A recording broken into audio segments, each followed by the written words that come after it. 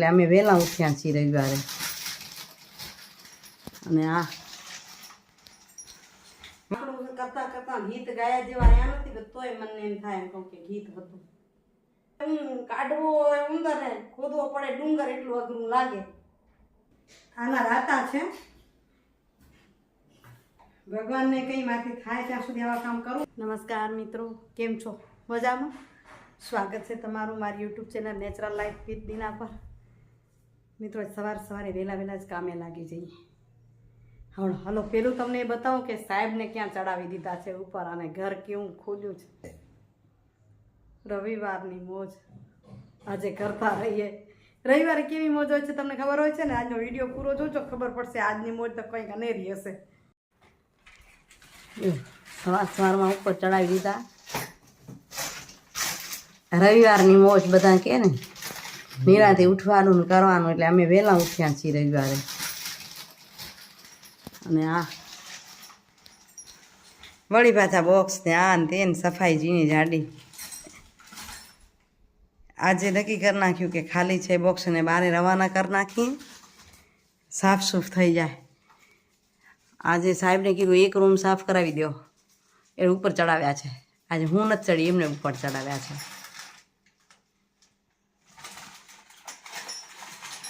ઘર છે ને એમાં ઘણીવાર એમ થાય વસ્તુ આ જોઈશે, અને ઘણીવાર એમ થાય કે 1 વર્ષ સુધી વપરાણી જ નથી.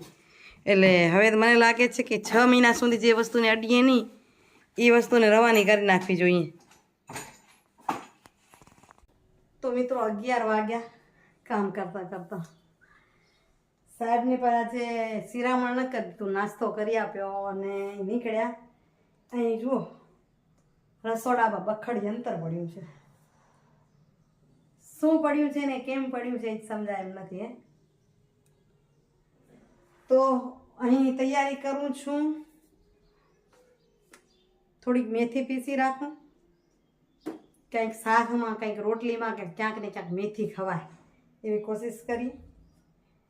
ખડી સાકરને પીસી રાખી. અહીંયા આના પર લખી નાખું, તમને ઊંધું દેખાતું હશે પણ લખ્યું છે પીસેલી ખડી સાકર.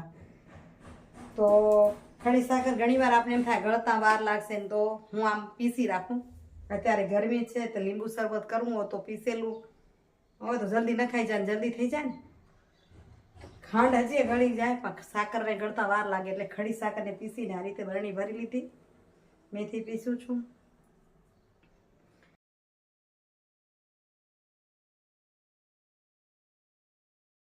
મિત્રો કીડિયાળું કરી લઈએ તૈયાર.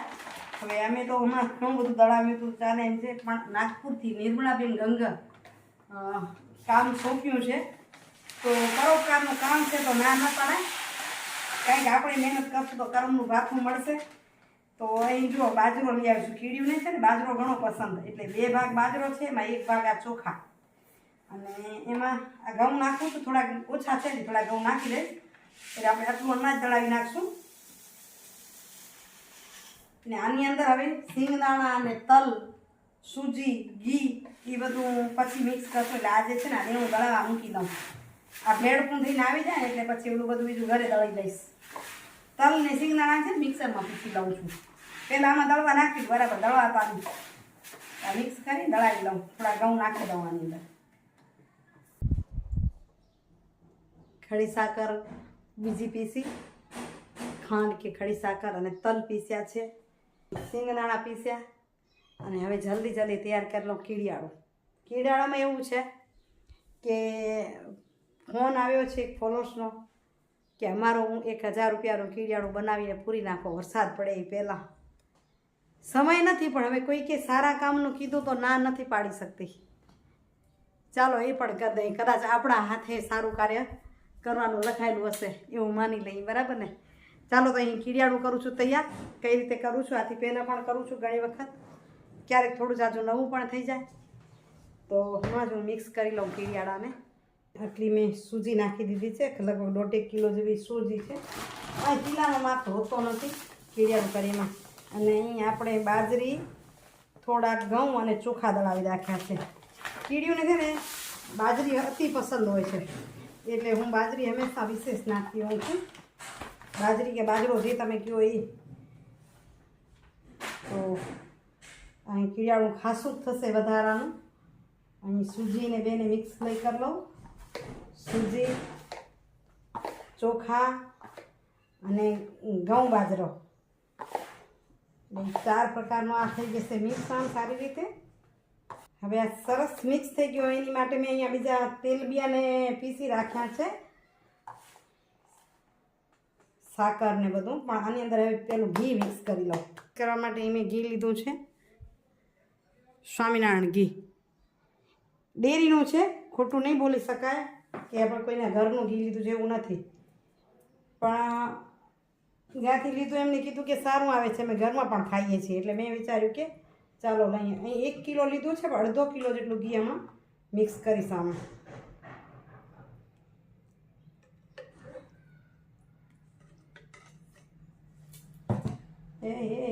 વટી વટી ન જા, ભરાઈ જાય. ગમેલું મારું પેલો ખાડો ન કરાયો, વાંધો નહીં. આમ હવે ઘી બરાબરનું મિક્સ કરી લઉં. બંને હાથે ચોળી દઈશ.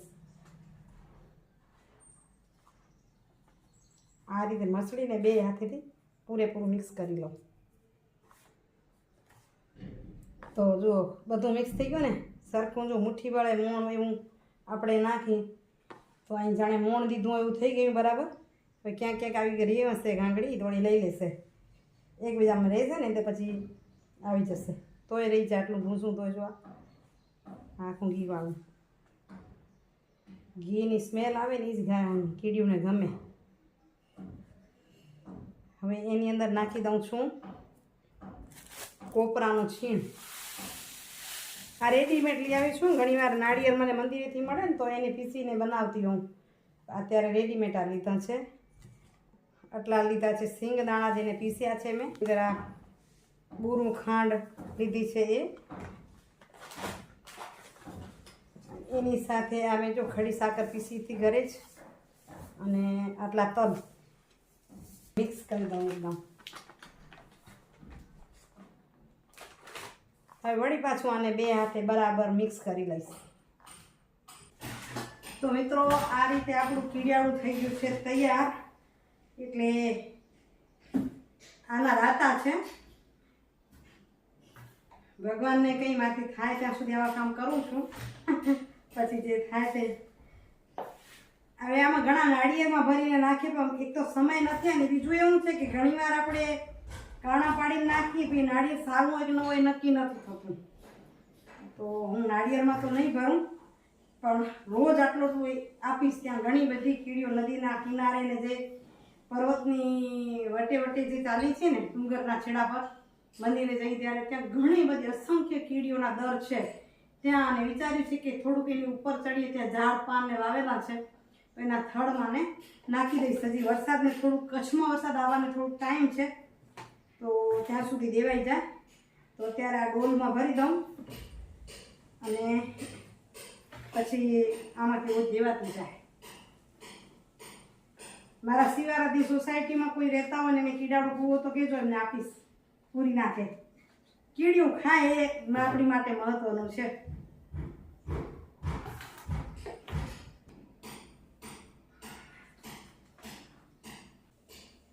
રવિવારનો સમય મારો આ રીતે નીકળી જાય છે કે ઘરની સફાઈ તો બીજું કાંઈ કામ કે કાંઈ ને કાંઈ કુદરતી કામ મળી રહેશે. ઠીક છે, ભગવાનને કંઈ કામ કરાવતા રહેજો અને એ તાકાત આપી કે હું સતત થાકવા ન દે પ્રભુ. તમે બધા આશીર્વાદ આપજો. મને લાગે છે કે આ જીવાકો, કીડી, મકોડી, માછલી એ બધા મને આશીર્વાદ આપતા હશે, બાકી હું આટલી સ્ફૂર્તિમાં હોઈશ. એ ભગવાન મને એમ હતું કે કાંઈ નહીં કરું, કાંઈ નહીં કરું. અને જો કેટલો સામાન કાઢી નાખ્યો એ માપ નથી. જ્યાં જોઉં તો એમ થાય અહીંયા હવે આ થોડુંક ચોખ્ખું કરી લઉં, આ થોડુંક ચોખ્ખું કરી લઉં. થોડું કરતાં કરતાં કરતાં કબાટ ખોલાતા જાય. આખું ઘર તો આજ સાફ નહીં જ થાય. ઉપર થોડુંક થયો, એક રૂમ થઈ ગયો, પાછળનો ભાગ થઈ ગયો. એ દ્રષ્ટિના પપ્પા કરાવી ગયા. અને હવે મને એમ કે આ 2 કબાટ કરી લઉં, કીડિયાળું કરી લીધું. મારી મનની ધારણા એક હોય ને થઈ જાય બીજું કામ, એવું કામ છે. એ ભગવાન કામ કરતા જઈને ભગવાનને પ્રાર્થના કરતા જઈને હે પ્રભુ તું તાકાત આપતો રહે તો હું બધું કામ કરતી જાઉં. પેલું એવું તો કરીશ ને અને પછી ઘરમાં દેખાય ગંદુ એટલે એમ થાય કે ના હવે એને ચોખ્ખું કરવું જ પડશે. ઢગલા નીકળે ખરા પસ્તી ના નીકળે કે બીજું કાંઈ નીકળે કે એક ગીત હતું તમે કોઈ સાંભળ્યું છે? સાંકડું કરતા કરતા ગીત ગાયા જેવા આયા નથી કે તોય મને એમ થાય એમ કહું કે ગીત હતું યાદ નથી આવતું. પેલી તો હતું આ મજા આવે એવું ગામડાનું ગીત તો ગાભા ગોદડા ખાલી હાંડલા અહીંયા ચીમનીનું ક્યાં ઠેકાણું છે. અરે યાદ આવશે ત્યારે ક્યારેક સંભળાશ મજા આવશે આનંદ આવે એવું છે. અત્યારે મને આનંદ આવે છે સાફ થઈ જાય છે ત્યારે પણ 2 વાગ્યા છે. કામ કરતા કરતા ભૂખ નથી લાગી પણ થાક લાગે છે. કેમ થશે? ઘર સફાઈ કેટલા ગમે કમેન્ટ જરૂર કરજો. મને તો ખોદવો હોય કાઢવો હોય ઉંદરને ખોદવો પડે ડુંગર એટલું અઘરું લાગે. આમ કેમ ડુંગરને દળાવવો પડે એટલું કામ અઘરું લાગે પણ કરવું પડે છે. તમે બધા મારા માટે પ્રાર્થના કરો ને કે હું હવે મારી વહુ દીકરી ભેગી જ રહું કે એ મારા ભેગી રહે. સત્ય શું છે? દીકરો મા બાપ ભેગો રહે કે મા બાપ દીકરા ભેગા રહે? કમેન્ટ કરીને જરૂરથી કહેજો. મિત્રો ફરી નમસ્કાર કહીએ તમને કારણ કે કાલે કામ કરતાં કરતાં કરતાં એવા થાક્યા મને એમ હતું સુવિચાર લઈ લઉં પણ સુવિચારને પણ ન લઈ શકી કારણ કે પછી થાકી ગઈ હતી ને કામ બાકી હતું. થાકવાની રજા નથી છે. હું પોતે ના પાડું છું કે रुकना मना है थकना मना है फिर भी थक जाते हैं हम लोग. તો સુવિચારે ના લેવાયો. આજે સવારના 6:45 થઈ ગયા છે. મંદિરની તૈયારી થઈ ગઈ છે. જલ્દી મંદિરે જઈ આવી કીડિયાળું પૂરી આવી અને તમને બતાવશું આજે ઘણું બધું કીડિયાળું લઈ જવું છે. નામ ભૂલી ગઈ અટક ગંગર છે મને ખબર છે નાગપુરવાળા બેને કીધું છે તો જલ્દી એમનું કીડિયાળું પૂરું કરી નાખી જે આજે આ વિડીયો બતાવું છું ને. તો મિત્રો જો આ ખારી નીતિનું પટ છે અને એની આગળ ઉપર ચડીએ તો સાઈડમાં ઘણા બધા કીડીઓના દર છે બંને બાજુ. આ રોજનો નિત્યક્રમ છે પણ આ નીમડાબેન કીધું છે એટલે થોડાક વધુ લઈ જઈએ છીએ. ઉભા આ બાજ નાખો આજે રોજ અહીંયા નાખવાનો એટલે ઘણો અહીંયા નાખી દઈશ.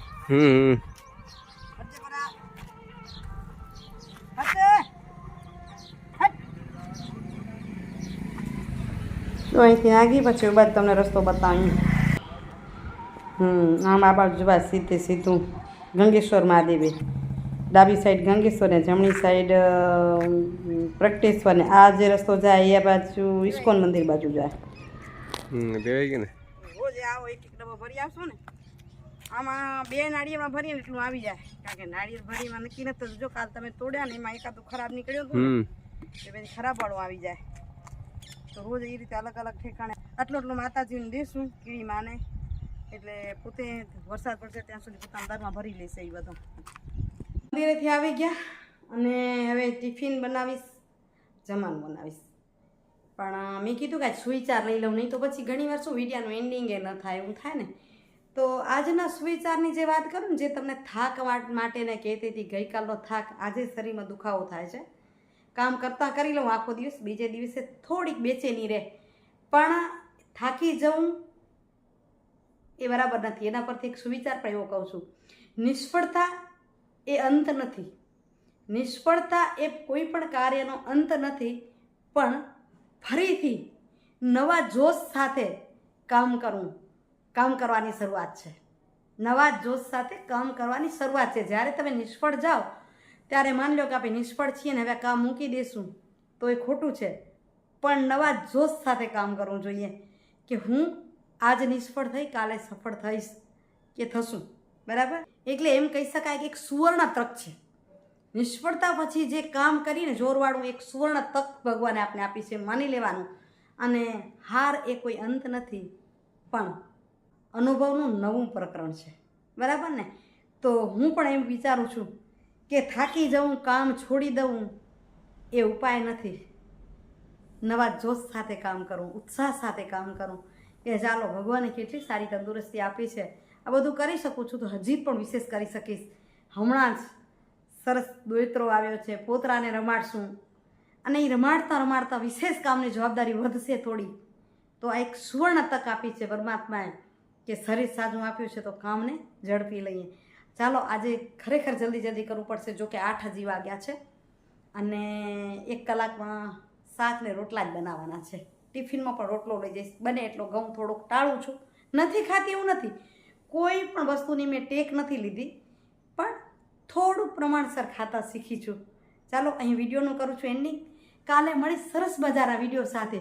ત્યાં સુધી આપશો ને જય શ્રી કૃષ્ણ, જય જય ગરવી ગુજરાત, જય ભારત અને જય હિન્દ. Bye bye, Hariom. આવજો મિત્રો.